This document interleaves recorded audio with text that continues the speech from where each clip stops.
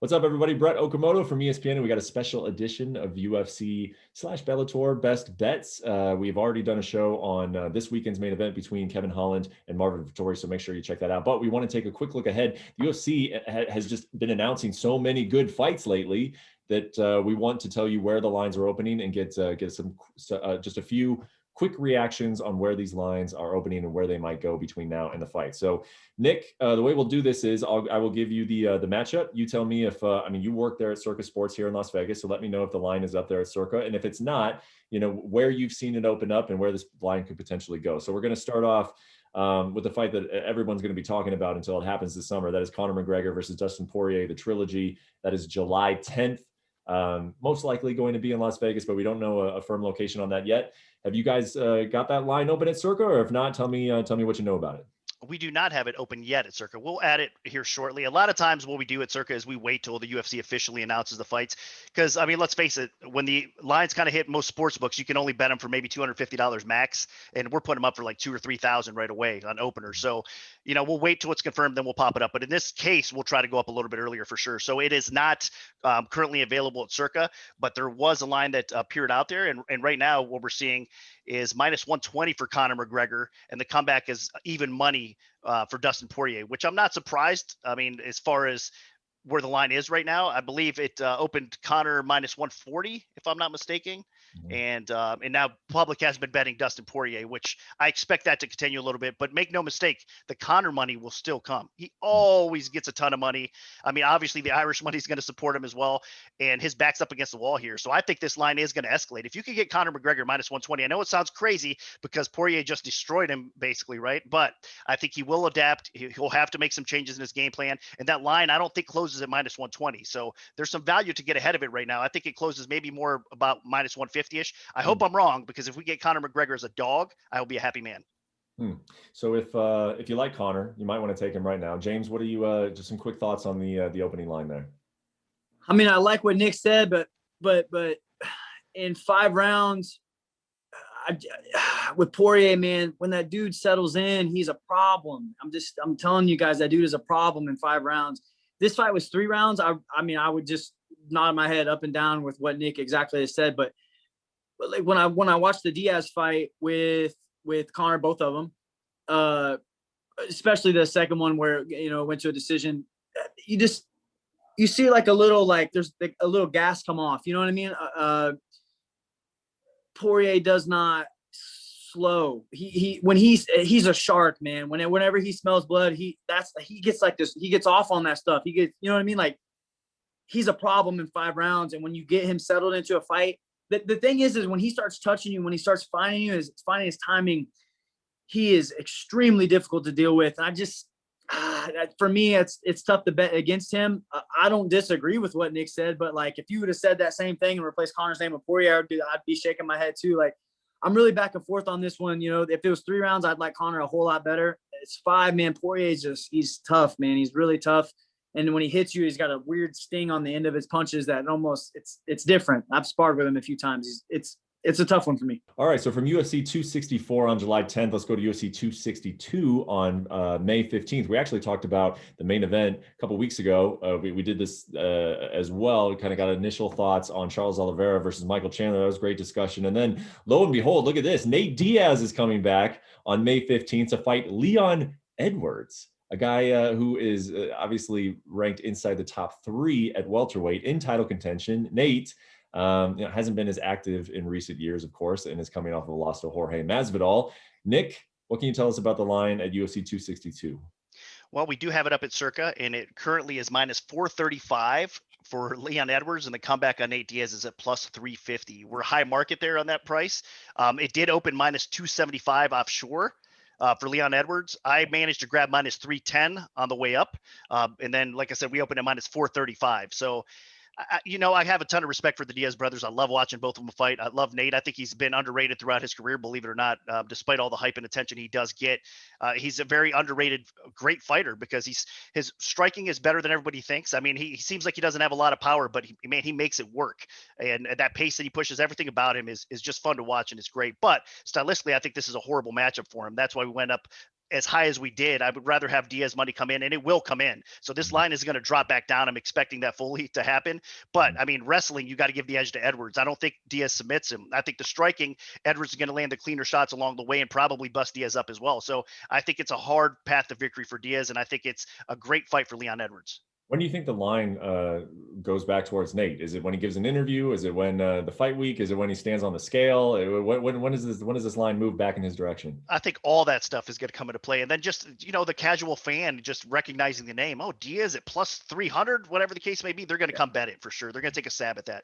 So I think along the way, you will see spots where the line just drops and declines a little bit, right? Especially on fight week. That line will close lower for sure. All right, so from minus 275 to all the way up to minus 435, that's quite a jump. James, what do you think about initially just those numbers? Yeah, I mean, the 275 is definitely a great price in my opinion. The sweet spot's probably like 300, 350. If it gets at 350, I think the value's there, to be honest with you. I like Nate Diaz. I'm a fan. I love his style. I love his striking. The problem is I just think Leon is a little bit better than him everywhere. And if you look at Masvidal kind of giving Nate some real problem striking, that tells me that Leon's going to give him some real problem striking. If you look at Leon's fight with Gunnar Nelson, out-wrestled Gunnar Nelson, out-grappled Gunnar Nelson, like that tells me the dude is he's the complete package. He doesn't get tired. He has been the dark horse for quite some time, and I know he's just now starting to come into some notoriety, but to me, he's a very, very difficult matchup for a guy like Nate. I like him at the 300, 350-ish range. I don't know if he'll get back down to 350, but to me, the 435 is a little high, but I like Leon in this fight a lot. Okay, and let's stay in the month of May. So a week before that pay-per-view in Houston, 5/8, the main event is a 5-round fight between Cory Sandhagen and former champion TJ Dillashaw. We've been waiting to find out when TJ was going to fight again. It's May 8th against a guy who he's trained with out there in Colorado, Cory Sandhagen. Nick, I'm assuming that you probably have a lineup on this fight over at Circa. Is that a safe assumption? I'm anxious to hear this. I can't wait to hear this. Not yet. We didn't put the lineup, but again, it's coming here soon because this is obviously a great main event. So, but it did open market wide at minus 110. So it opened minus 110, and now we're seeing a price of about minus 165 for Sandhagen. So it opened to pick 'em, and now all the action is coming in towards Sandhagen. And I know that's surprising to some because TJ Dillashaw is just such a tremendous fighter. But you got to consider this. I think a lot of the newbies that are just kind of coming into the sport and finding out that, how awesome UFC is or whatnot, they don't even have a clue who TJ Dillashaw is. I mean, as crazy as that sounds. This is a travesty. So, and they do know who Sandhagen is, obviously, because of his success as of late. So I think that's why you're seeing a little bit more public love for Sandhagen in comparison to TJ Dillashaw. But make no mistake, man. I mean, TJ Dillashaw, in my opinion, is such a great fighter, and it's hard not to even kind of lean his way as an underdog. James, you clearly have an opinion over there on this line. What is your initial reaction to this? This is ridiculous to me. I love both these guys, by the way. But we're talking about TJ Dillashaw here. You know what I mean? Like I'm not even. I like TJ. I like Cory. I like them the same. They're the same to me. But we're talking about a guy that dominated the division for a long time. You know what I mean? For a long time. At 35, he's the man. And this is where I'm just flabbergasted is Aljamain showed a very clear-cut blueprint on how to beat Sandhagen with good wrestling and good jiu-jitsu. Now, I don't think TJ is going to have the jiu-jitsu that Aljamain has, but we're talking about a guy. I mean, like, look at what TJ did to John Lineker. Lineker was known for not getting taken down. I mean, he took him down so easy, like butter every time.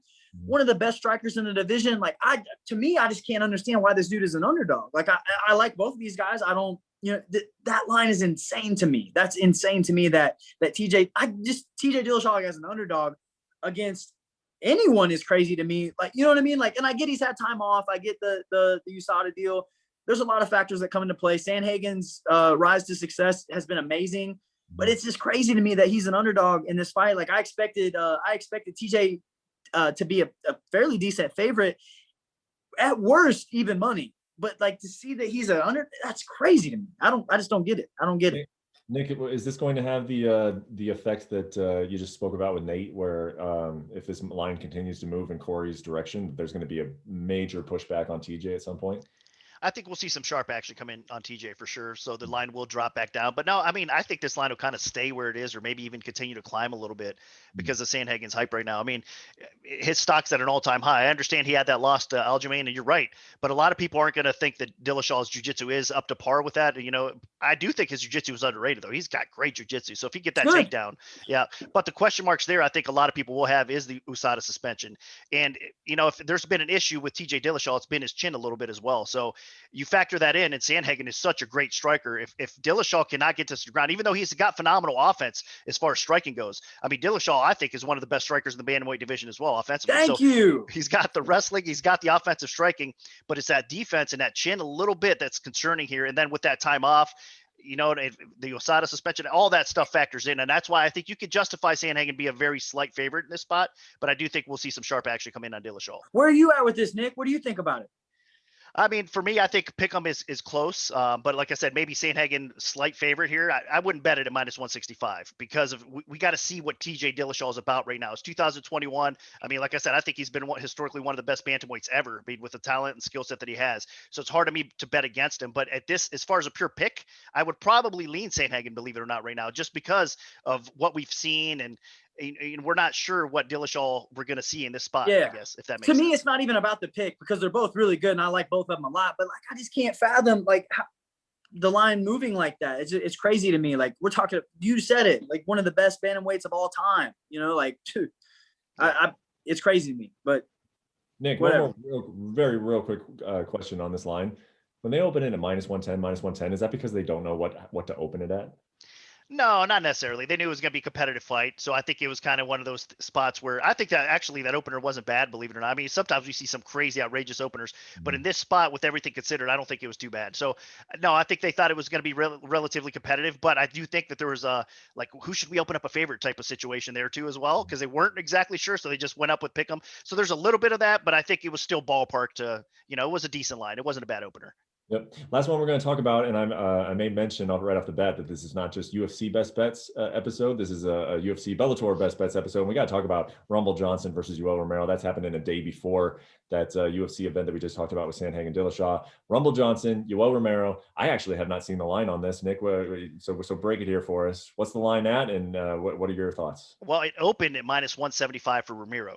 Right offshore, it opened minus 175 Romero. The comeback on Johnson at plus 150. Man, do I wish I could have got some of that. I did not get any of that plus money on Johnson. And right now it's all the way down to a pick on minus 110, pretty much market wide. And again, at circa, Bellator lines usually come up the week of, so we won't have this one until the week of. But that being said, I mean, if you could get Anthony Johnson at any kind of plus money price, I think you got to take a stab at it. And that's why the bettors early on, they did take it, right? Plus 150. Now it's down to a pick 'em type of price. So Anthony Johnson coming back is awesome. I mean, the guy's a beast. And then factor in Romero, obviously, I mean, the guy is capable of finishing anybody as well. So that should be an exciting fight. Your thoughts on this fight standing at a pick'em now, James? That's where I would see it kind of, that's where I envisioned it going. But I got to be honest with you guys. I love Anthony Johnson in this fight. Man, I just feel like I don't see the volume or the wrestling out of Romero. Historically, you know, AJ's his Achilles heel has been wrestling, and Romero's just not really wrestling anymore. But man, Yoel still throws hammers. He's still tough. I do like AJ in this fight a lot. But the pick'em seems about right for me. You know, there's a lot of unknowns with AJ, so it's, you know, kind of like what we were talking about with Dillashaw Sandhagen. When somebody's away that long, you need to see some more before you put an appropriate lineup. So I like the pick'em, and I like AJ in that a lot. Well, listen, it's a good time to be a fight fan. All these fights that we're talking about, just a lot of them announced just in the last week or two. We'll be talking about all of them a lot more in detail as they get closer, but wanted to take a look ahead, and we'll do that from time to time when you got this run of matchmaking and we're getting a bunch of fights lined up. So appreciate you tuning in to this episode of Best Bets, and make sure you check out the one on Kevin Holland versus Marvin Vettori for this weekend as well. Thanks for watching ESPN on YouTube. For live streaming sports and premium content, subscribe to ESPN+.